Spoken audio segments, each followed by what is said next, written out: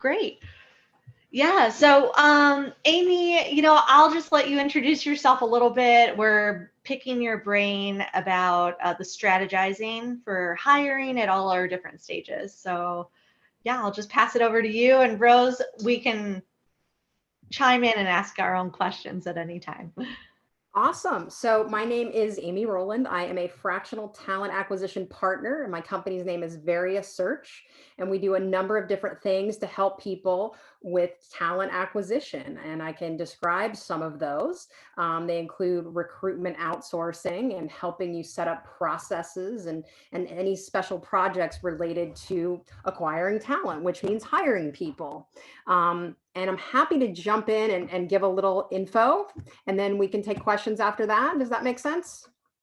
Okay, great. I always like to start with mindset because when people need to hire, it's because they have a need. They need help. And so it's common for people to feel a little bit of pressure. And so I like to remind founders to take a breath and think long term.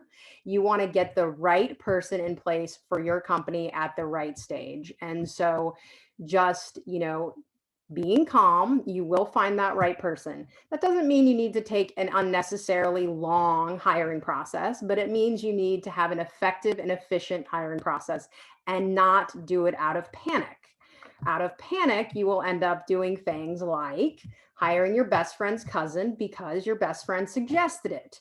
Now, that person may be a great hire. After you take them through your whole process, you may determine that, but they may not, and it might be an unwise decision that was made in haste. And so I like to set everybody up with the right mindset, being positive and calm. The next thing I like to talk about is how vital it is to set up processes. Let's say you're only hiring one person, but you want to grow your company. It is best to set up processes for every stage of the hiring process. And those things include things like, what do you include in a job posting? And where do you post your job? And what's the interview process like? What's your onboarding process like? And so then when you are under pressure, you will have these processes in place. So it will be very seamless and you won't feel stressed because you know exactly what you're doing at each phase. Do you want me to continue with the who to hire at what stage? Yep. Okay. Yeah, I think we'll just keep going because Going and then, this yep, you're the expert in this yep, area. And of course we can put in the chat like if we have questions as you go, sure. and I'd be happy to interject those too.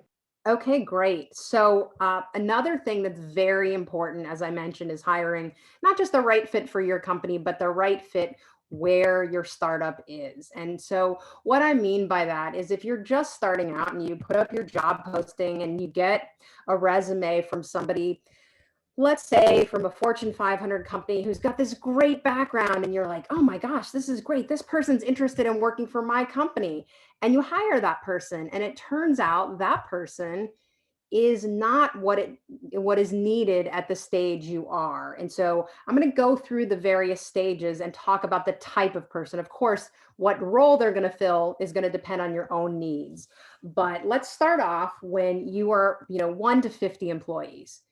At that stage, you really want doers. You want people who are going to be scrappy and get the work done. They're not going to be completely experienced. They're probably going to make some mistakes, but they're going to figure things out, and they're hungry, and they are okay wearing many hats, and they just really are eager and want to learn. So they're going to be the doers. And that's really going to get your company to the next stage, which is going to be 50 to anywhere from 50 to about 150 employees. And at this stage, you need the people who can build your processes, except for hiring, because you're already going to have that. You're going to be way ahead of the game on that. But these people are going to put your processes and systems into place. And so again, you're still going to have your doers, and you could at any point elevate the people from below up. But if you're hiring from the beginning here, you're going to want to hire your strategic people who can really build processes. Now, a word of caution here. Don't call them head of sales or head of legal at this point, even though they're going to build these processes for you, because it's very likely that at the next stage, which is about 150 to 500 employees, you're going to be hiring somebody above them. And what that person above them is going to do is they're going to optimize everything that's already built. They're going to come in and really get your startup to the next level. They're going to be very detail oriented, and they're going to care about analytics. And so again, you're already seeing these three very different types of people for different stages. And then when you're off and running and you've got 500 people, you're a big company, that's when you really bring in your experts, your specialists. They really have one thing they focus on, and you have really deep teams in terms of breadth of experience, multiple people on teams, et cetera. And so it's very important that you look for the right person at the right stage. Since I mentioned what you, yes, go ahead. Sure. Hi, Amy. Yeah. Okay, so so with respect to the people who start out with the startup, and they don't really have formal titles, but they aspire to be leadership. Would you? How do you hold on to those people, or does the leadership really know that they're basically going to be having people transition out of their company if they're not going up the ladder? Sorry, I should formulate my question better. So basically what I'm saying is, as a founder, do you invest in those people and get them up to speed and train them and give them, executive coaches so that they can move along up the ladder? Or do you face the issue of letting those people go as you bring in people over them and having to retire? Yeah, honestly, I think the answer is both, right? And it depends on the person. And so, you ultimately you would like retention in your company, right? Because you worked hard to develop those people, and it would be great if they could grow into it. But the truth is, not everybody can, and not everybody wants to either. Somebody, especially, I don't want to use the word young, but not far out of school, might love it for a couple of years and then be like, you know what, this isn't for me. And you just have attrition that way. But to answer your question of investing in coaches and things like that, those are big commitments. But if you have somebody that you really think is good talent and could really grow with you, then yes, you would. So again, the answer is both. My talk really isn't focused on retention, but it's a huge issue, right? You want to retain good talent, and especially after they've worked with you and you've in essence trained them, and they're a good fit for your culture. And so that is definitely a possibility that you would keep them along the way. Thanks. Mm-hmm. That's an interesting question. I just wanted to chime in because that's a good point. I know even in our own startup, that's a big, what attracts better talent to our startup is that there is room for growth. They want to grow into a higher level title. So yeah, that's something that I definitely can see. Yeah, they don't want to think, yeah, they don't want to think that they're expendable, right? So you don't want this revolving door. You want them to, and again, let me just say again about titles. I often see inflated titles at startups, right? And it causes problems. Let me just give an example on the legal side, because I was a lawyer. Often you would get a startup hiring a lawyer who has 2 to 3 years of experience and calling that lawyer a general counsel. That lawyer may be the only in-house counsel of that company, but they're not general counsel material. They know it, and the startup probably knows it. But it's not only going to cause problems for the startup themselves, it's actually going to cause career problems for that lawyer. When they leave, then they're going to go try to get a position. They're not general counsel materials, but somebody sees that on their resume. So it just causes problems, and it also causes bad feelings because they're wondering, well, why are you hiring a general counsel above me? I thought I was. So titles are important for that reason. And while I'm on titles, this is something else that I have to say. Please give titles that the rest of the world gives. I mean, there's room for creativity in the world, but this is not the place for it. You want people to find your job posting wherever you post it, and we can talk specifics later. But if the role is product marketing manager at every other startup, then it should be product marketing manager at your startup too, so that somebody can find your posting. Question around posting. what are the mistakes that a lot of startups, make when they're posting? Is it putting too much information in, not enough? Is it important we put more about our culture? What types of Yeah, things for a post? yeah, types of mistakes. Yeah, I think that they don't put enough about the culture. People who haven't written a job description, well, sorry, let me call it a job posting. A job description is an internal document. The posting is the external that you're going to put on LinkedIn or Indeed. A lot of people just don't even know how to write one. And so it should be a mix of honesty about what the job is going to entail and a bit of selling your company, your startup, because again, most likely you're not a huge known quantity. So you want to educate and sell. You want to make it sound appealing. And yes, put down there anything that you can use to describe your culture because you want people that are a good fit for that. And so you really want to be able to articulate that. I certainly see startups mentioning all kinds of benefits, whether it's the cold brew or the whatever, back in the days when people went into the office. Again, it's not a bad idea to mention any kind of perks that you may have. And of course, now it's almost essential to mention what the policy is on remote work. And I think that's going to be the case even when we're completely out of COVID, because people, at least in my experience in the past 6 months, oh, I'm sorry, you don't hear me well? Okay. You're just a little fuzzy. Okay, Just you know a what? tiny bit. We can hear you, but you don't sound like you. Let me put in my mic. Awesome. Okay. Let me see. I'm sorry. Let's see if that's better. And Yancey, I just wanted to give you a welcome. We saw you enter the room as well. Good to see you. Thanks for joining in. I'm just trying to get my mic up and running. There was a question that was submitted by one of the attendees, and they may not be here yet, but I'd love to bring it up. Their question was, what is the best way to hire when you have 3 to 6 months runway? Okay, let me just make sure you guys can hear me. Can you Okay. hear me now? Or is it still fuzzy? Yeah, okay, perfect. I don't know if it's still fuzzy. Sounds okay. Great. What is the best way to hire when you've got 3 to 6 months of runway? It sounds like that's early a great runway. Yeah. I think the best way, first of all, is you can't be disingenuous. You can't lie. You can't make it sound like you've got years of runway, right? And so honestly, I think the best thing to do in that case is probably hire somebody on a temporary basis for 6 months. That way you're not on the hook and you're not having to do the uncomfortable thing of letting a bunch of people go. So I think that is probably the best way to go. Or you could say temp to perm is a possibility as well.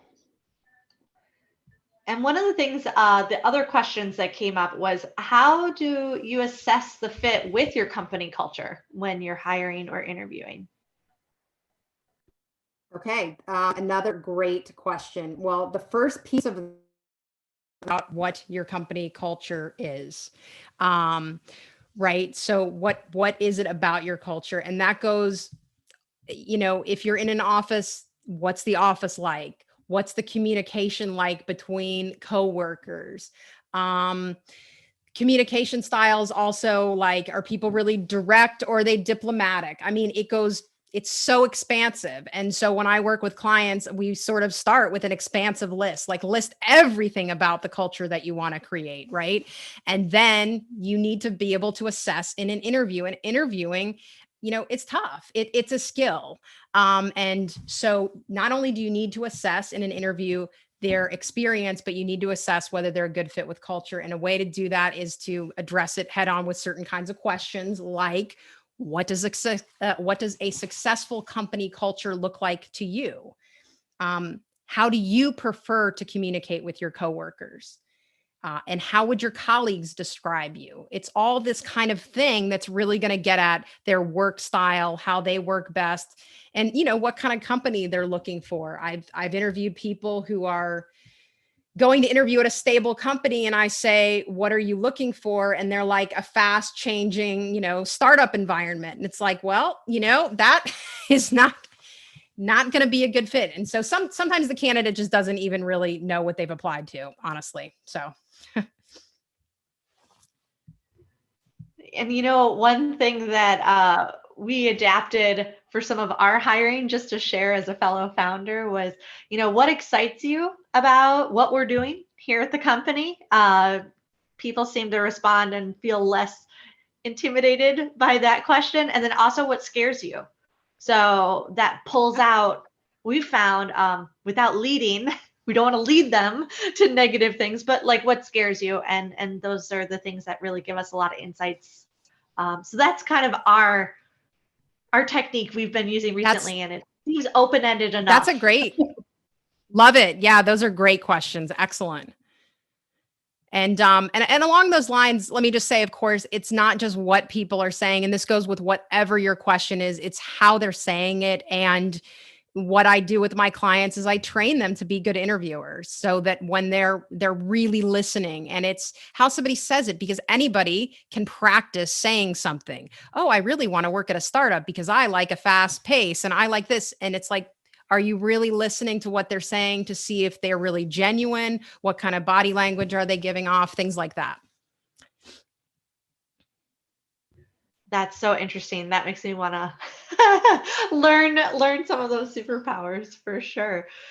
Feel free, if anybody has questions, to put in the chat as we go along. I do. Yeah.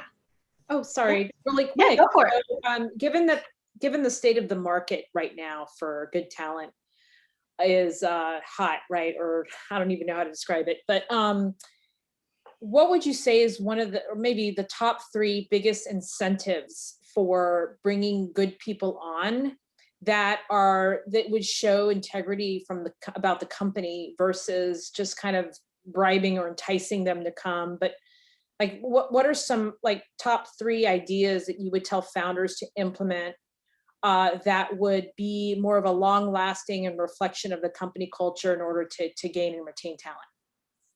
Wow, that's a great question. So 3 things, obviously, other than the money and things like that, right? But again, a lot of people, I'm just thinking back to WeWork and why that was so appealing to people. They wanted to be a part of something. And I think that especially now, mission is really important and fit with where the company is heading. You asked me for 3, but I really think that selling them on being part of something bigger. And to your earlier question, I think it's very important for people to be somewhere. You can't guarantee that they're going to grow into any position. You just can't, no matter what your company is, even if you're a Fortune 500. But what you can say is, assuming that this is a good fit and that you work hard and it's mutually beneficial, I do want people who will grow with my company. This is not a place where I'm hoping where people just come in, work for a year and go out. I really want talent to stay. And professional development opportunities are also a big draw for people. They want to, enhance their life. And then, as I already mentioned before, which is kind of a non-issue almost, but lots of people are looking for hybrid. And it seems to be hybrid more than remote, quite honestly. People want, if I have to go to an office because my dog is barking, I want to have the office to go to. I'm hearing that, but I'm also hearing I want flexibility to be hybrid. So I think maybe I articulated 3, but yeah, those would be my big ones. That's so interesting. And definitely when you talk about the hybrid, is that one of the changes you've seen post-COVID? It really That's is. become a higher priority. Are there any others that you've seen post-COVID when it comes I to mean, hybrid? that's the biggest one. I mean, of course, people are still, people are wrestling, and I am not, I'm not an employment lawyer, and I'm not a human resources person, but I know that companies are wrestling with the vaccination policies, right? And what is the policy, and what can you expect of employees and that? And so that's definitely a question that people are asking. If they're being asked to work in an office, they want to make sure, that if they're going in, that people are vaccinated. So, but yeah, really, it all has to do with remote work since COVID, certainly. Of course, the other thing that's happened is people were let go. And so I think there's never been another time where people who are hiring are more lenient about gaps in the resume. I mean, lots of people have had gaps in their resume forever. People have to take time off when family members are sick. People take time off when they have kids or et cetera. But I think employers are being much more forgiving now about the gap because it happened to so many people in COVID. As we're going around, I'm curious what types of industries we're all in, because maybe there's some questions that are industry specific when it comes to hiring that we might want to be considering. Uh, we're an AI platform as She Transacts, and we are in the startup ecosystem. So that's something that's really unique. I'd love to hear from everybody else kind of what their industries are, and maybe you could have some insights there, Amy, for our industries. Okay. I can go next. Amy, I am also an attorney, although Okay. I'm practicing. I have my own law practice as of 2 years in September. And I used to be in-house for 18 plus years. Oh, wow. Awesome. With large law departments and small law departments. And most recently with a small law department, and I worked closely with the C-suite executives. So I've really gotten great visibility as to how it is to run a mid to large size business, privately held and taken private by private equity firms. So know what that's all about. But anyway, for my own practice, I focus on commodity securities and financial services. So transactional, I work with startups, and I am going to be hiring. You sound like a really great fit for me to talk to. So Yes. Sounds good. I also have an angels group I recently founded, Angels in the Law, lawyers who invest in legal tech and lawyer way. founders. So I was looking for an angel investing group, so I'm going to definitely connect with you. awesome. Yeah. Well, it's brand spanking new as of 2 months ago. So, and my goal is to eventually turn it into a fund. I'd love to have big law and big law supporters invest in legal technologies that make sense, right? Yeah. And that are vetted by lawyers. Yes. So, not by non-lawyers, right? Who don't like lawyers. So that's one of the reasons for it. But I also would like to come up with an infrastructure there that engages people in the due diligence process. So I wouldn't say employees per se, but like how to entice good people, good investors who care about being a lawyer and investing in the legal tech that they're on. So that would be something I'd be interested in. And then I work with founders all day long. So as part of my law practice. So, I'm not sure what markets, company size you specialize in, but most of mine are really early stage. I do have some that are at seed stage, and then I have some that are, they've bootstrapped but are revenue generating very well. So I've got the whole gamut. So awesome. Yeah, we'll definitely have to connect offline. Great. Feel free to share as well in the chat LinkedIn so everybody can, definitely use this as an opportunity to network as well. I want to read out from Yancey because I know it's just a mic issue right now, but she could hear us, and she wanted to share, of course, she's in women's fashion, tuxcouture.com, and so she's been in fashion industry her entire career, and if you haven't seen her things, they're pretty awesome. So definitely check them out. Awesome. So given our different industries, are there any things that kind of jump out that would be something we might want to consider? Or is it more of a universal human thing of hiring that is less particular to our industries?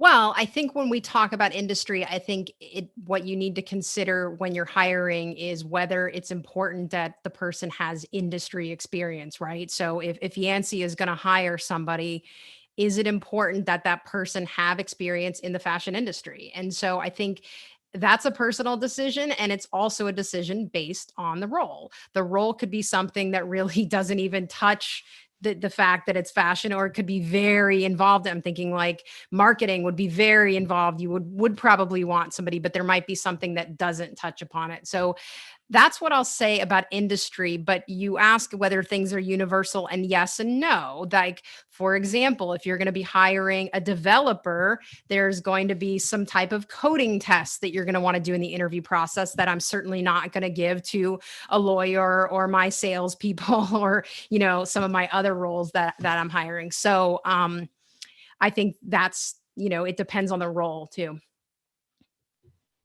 Thank you so much. That's super helpful. And, it kind of swings back to the interview process. And I know that's something you really specialize in.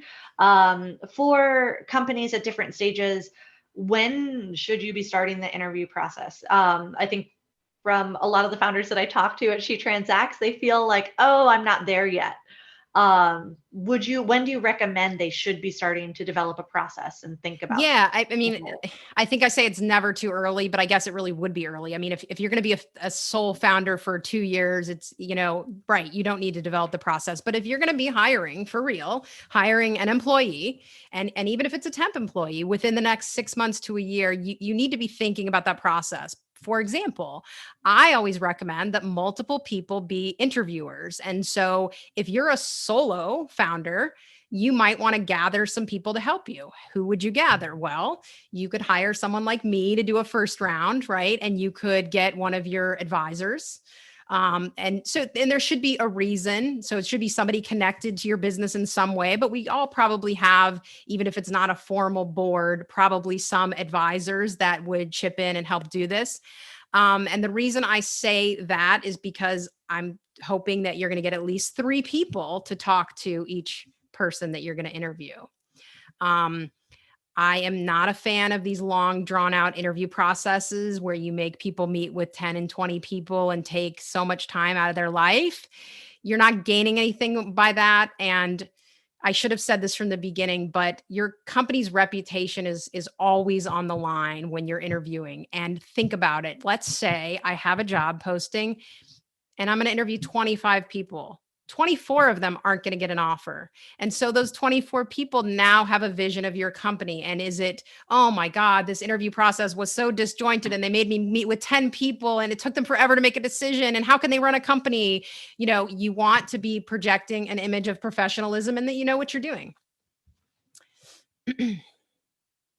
That's a really good point because it is a representation of your company. And when you're a new startup or early on, people don't know. And so if that's the first impression, you can't really go back Right. and undo Right. that first impression. Right. That's really, really important. There were a couple things that I personally I wanted to ask. Okay, sure. Feel free for anybody else to chime in. I just, this is something that having somebody like you here, it's nice to pick your brain.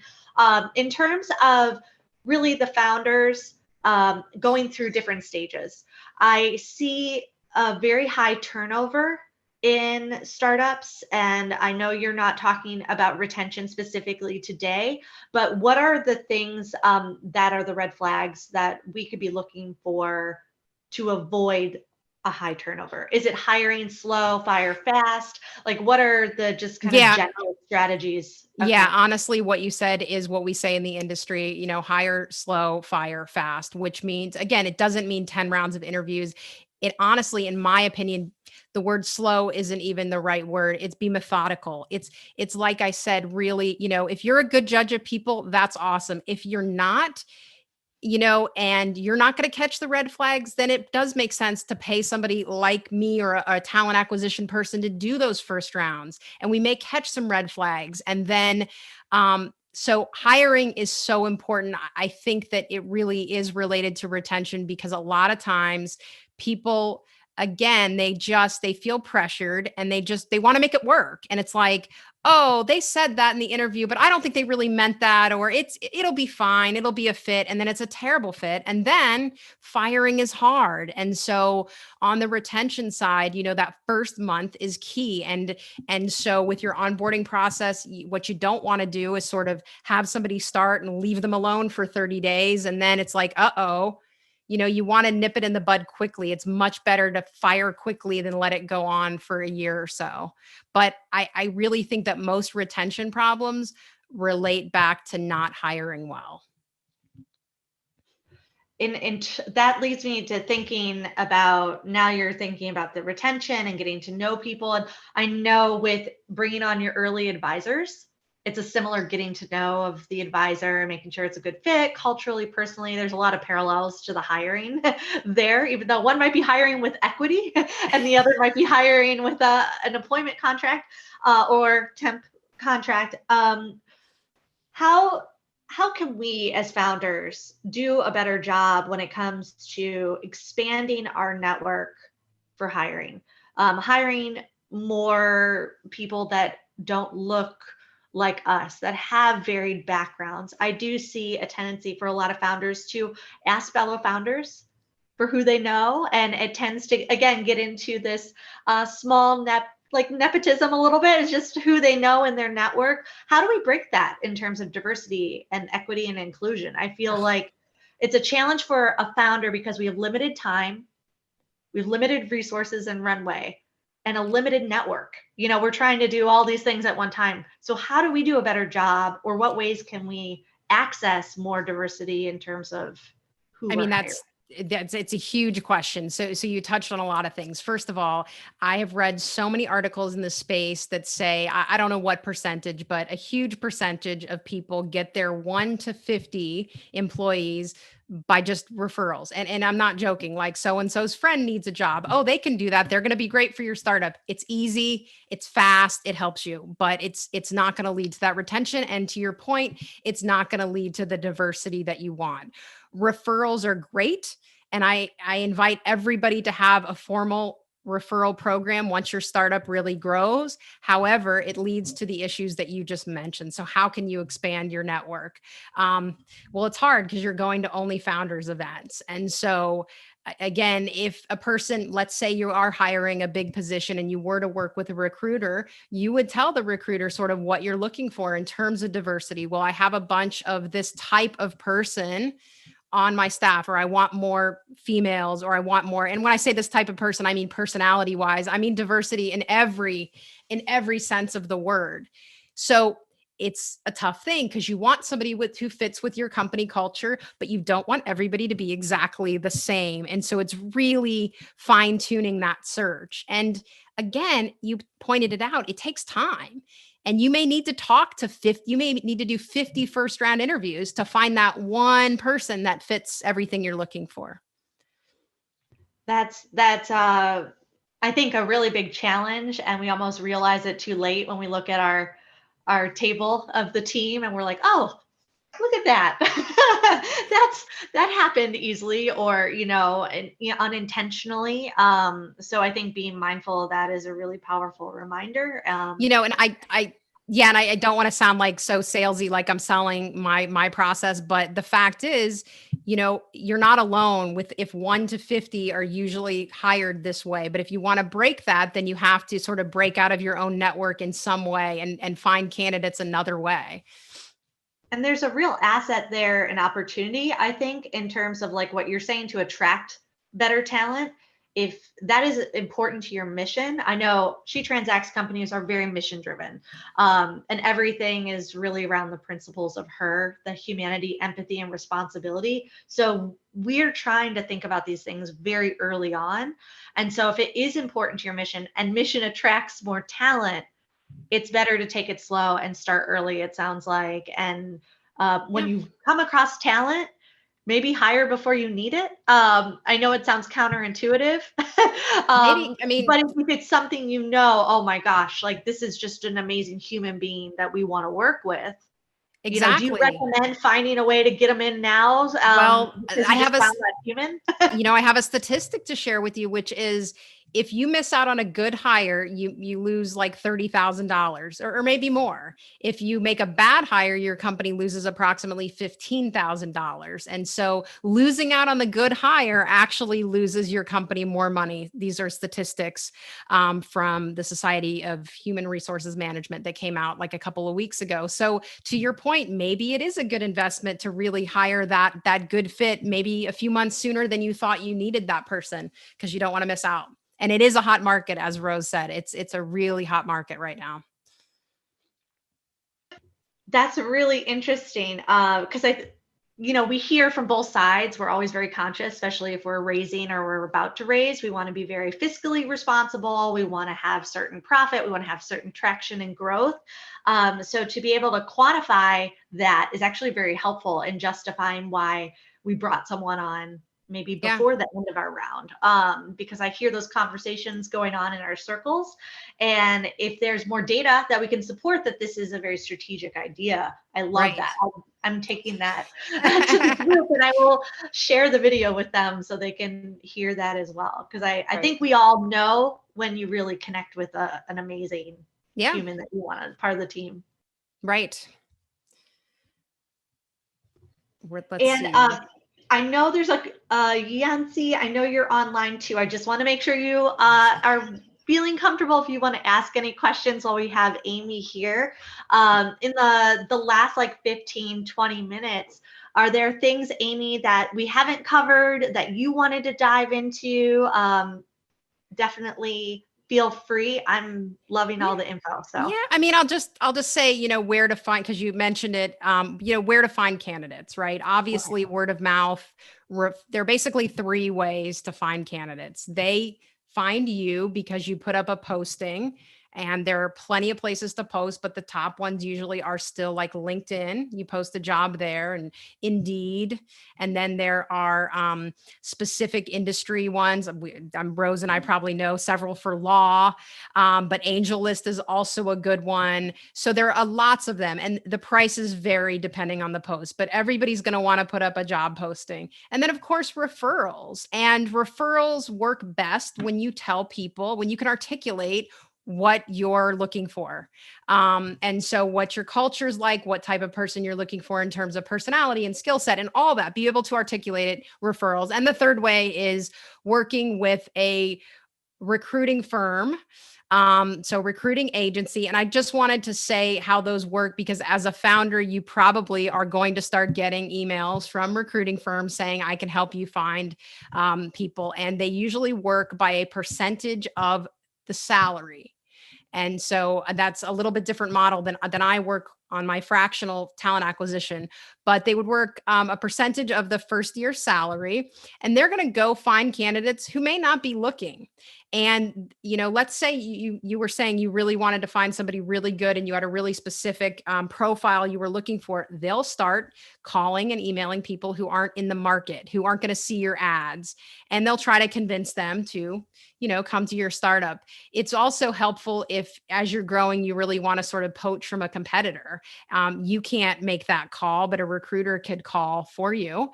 And so that might be a time. And of course, if you're doing a very high level, you do want that head of sales. You really need a certain profile. So that's when you would want to work with a recruiter. But those are the three real ways that people, find candidates. what's the average cost? I mean, founders want to be resourceful. So when they're posting, what's kind of the normal range for posting a job? Oh Or gosh. when should we be worried it's like we're paying too much for a posting? Yeah, I think it can be, hundreds to thousands. I mean, LinkedIn is tricky because LinkedIn will charge you, it's like anything, depending on how many hits you get. So it can get pricey. You need to look at it. And then I think some of the other ones you can start out at a few hundred. But also, let me just say with LinkedIn, I'm seeing a lot of people have success lately with just sort of, if they have a big following, posting it like, hey, I'm looking for somebody in this role, and then people repost it, and word of mouth tends to be really good on LinkedIn. So you might want to just try that way because it's economical. See who you can find that way. Awesome. And I want to share a message in the chat from Yancey as well. She currently has some part-timers and interns. So Great. she's here really preparing for the future, which is Awesome. That's some of your advice. So you can never start too early. And I feel like it's the Toyota effect, I think, where once you start thinking about it, you start seeing it everywhere. You start seeing it everywhere. Now that we've talked about this today, you're gonna be like, oh, that's a good person, or oh, I should keep an eye on them.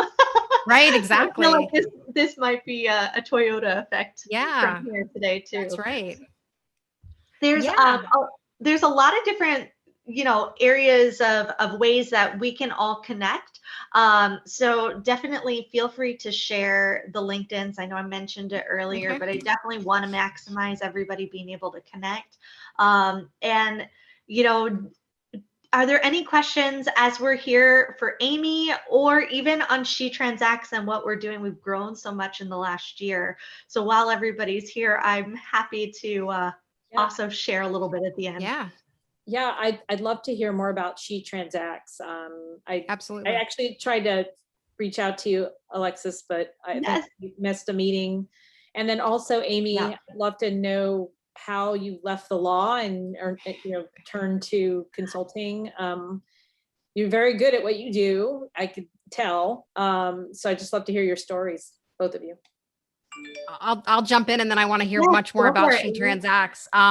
So I came to law as a second career. Believe it or not, I was a college tennis coach. And so teams and building teams and recruiting was all part of that. And I went to law school, and I was a lawyer for 7 years. But I did start at a horrible time for the economy. So it never really had the career I wanted to. And I just thought, I love dealing with people. I love building teams. And so I started investigating recruiting, and I did it on the legal side. And then I've expanded to, again, because these issues just fascinate me. And like Alexis was saying, how do you get a diverse team, but how do you get a team that wants to stay? How do you keep retention up? It's just all so fascinating to me. So that's my story, but I'd love to hear more from Alexis about She Transacts. Yeah, well, definitely my story and how I got here. I'm just going to parallel and go off of yours, Amy. I just got to know Amy as well over the last few months, and it's been something we both share. I was an Olympic level athlete. I was trained by the Russians as a figure skater and training in a lot of Olympic training centers all over the world. I was a lifelong entrepreneur before I realized it was a word or a thing. I was out in front of the supermarket selling raffle tickets to pay for my first nationals. So I had $800 to go to Dallas, Texas. So really my whole life, if I needed to, get somewhere or do something, it was really very much because of those people who believed in me and supported me. So my whole life is pretty much right now making sure that I can empower and support other female founders and entrepreneurs, because we all have these amazing superpowers. And no matter what our talents are, to bring these incredible products and ideas to the world, to really make the world a better place, they need to be heard, they need to be seen, and they need to become a real thing. So that's where my passion for She Transacts came from. After my career really as a figure skater, and fortunately I was also an econ nerd. I was Omicron Delta Epsilon for my graduate work in French and economics and international business. I was the only Olympic athlete at my level at that time that was still in school full time, that wasn't homeschooled. And I'm so grateful for that decision. So it led me into starting my own companies. I started my own company, started with an angel investor who wrote me a $10,000 check in Detroit, Michigan, at a Starbucks. And just because they believed in me and knew how hard I would work. And in fact, their family member who started their quite international company was an Olympic athlete. And was a soccer player as well. So they just knew the spirit. There was this Olympic competitive spirit. And Amy, you share that. And we talk about it all the time. And there is also a method to the madness. You don't get there overnight. It's day to day what you need to do. So as I became an entrepreneur, I went through all the waves of realizing I could create a company. I started my first fashion company, which had the first couture pop-ups. I also brought designers from Israel to North America, which were not previously in the market. So a lot of those designers are on the red carpet now. That was because of me. Basically, don't tell me something can't be done, because I will do it. That's like the best motivator for me. And after I did those companies, I realized I was really good at it, but what really excited me and was my passion was helping people reach their human potential. And it had nothing to do with fashion. And that's when I realized, oh my gosh, I'm in a career. I could see myself 20 years from now as Devil Wears Prada, being very good at it, but not happy. And that's fortunately, serendipitously, at the same moment I met my husband, who's a co-founder with me. And he has an incredible tech background and has worked under the top CEOs of, from Microsoft and also Disney, Bob Iger, and you worked just with incredible people. And really, that's when I realized I need to be doing what I'm really truly passionate about. And it was that moment in time. We started our first ed tech company to help people with micro learning, taking more of the Olympic training athlete approach, which is let's break this down into bite-sized things. And if you could break it down and connect people with the right resources at the right moment in time, you could do anything. So let's reverse engineer what that is and what that looks like.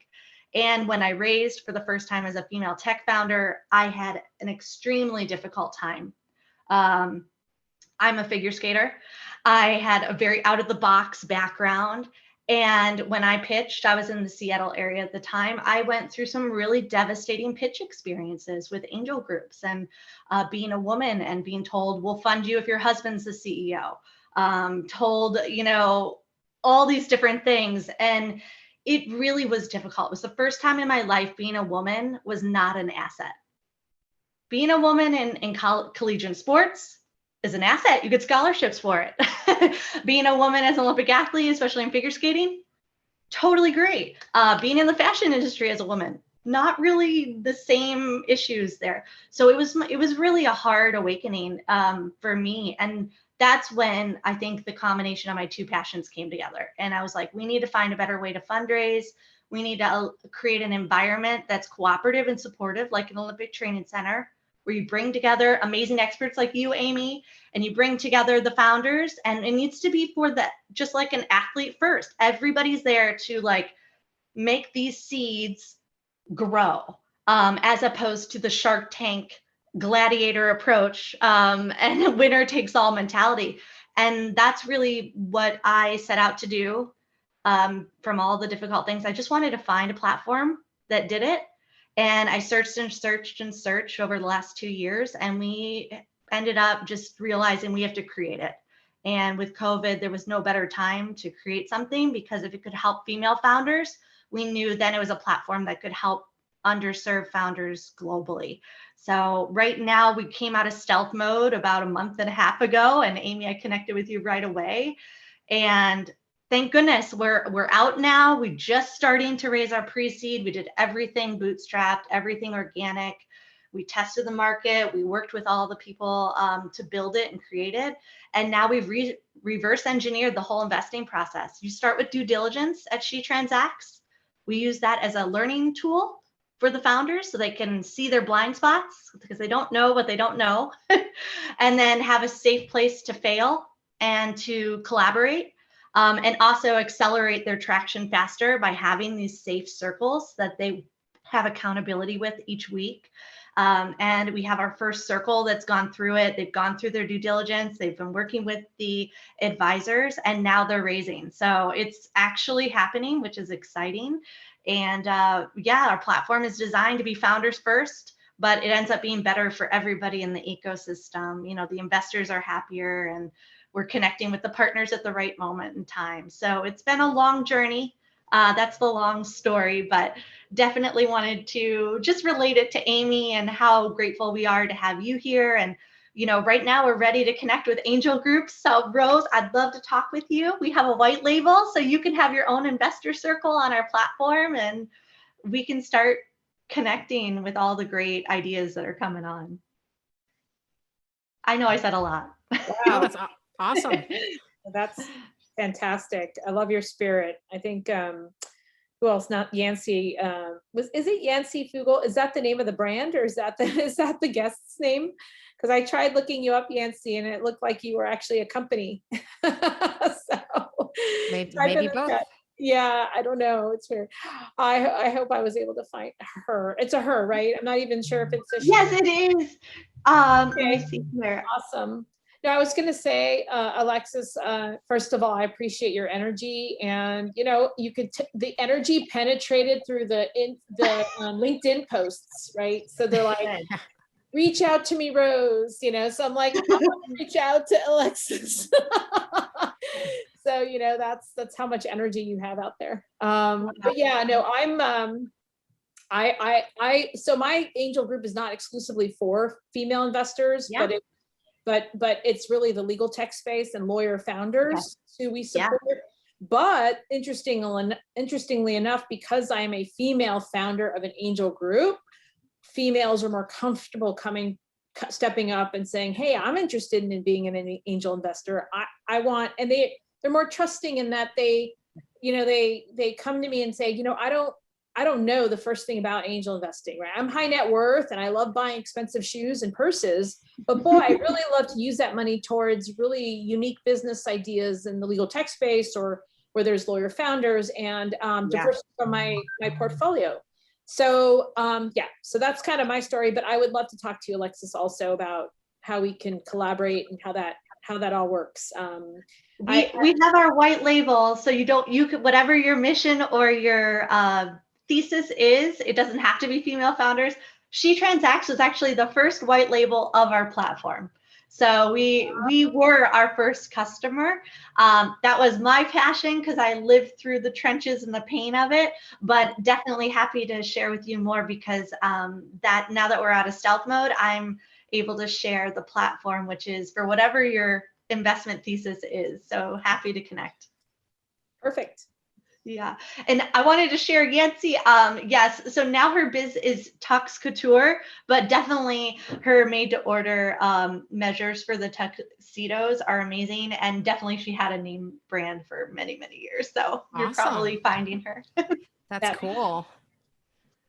Very cool. This is amazing. I'm so grateful. I think there's so many synergies here, and this is what is incredible when people really are able to get together like this and just connect and for the right alignment and what all of our superpowers are. So this couldn't have turned out any better. I know it was a small, intimate group, but sometimes they're some of my favorite because we all really get to know each other and really make more meaningful connections. Amy, you've been amazing. We covered a lot. Thrilled to have you. This is good. Yeah, we covered a lot. So I feel good. This is good. You guys can go on and hire. Yeah.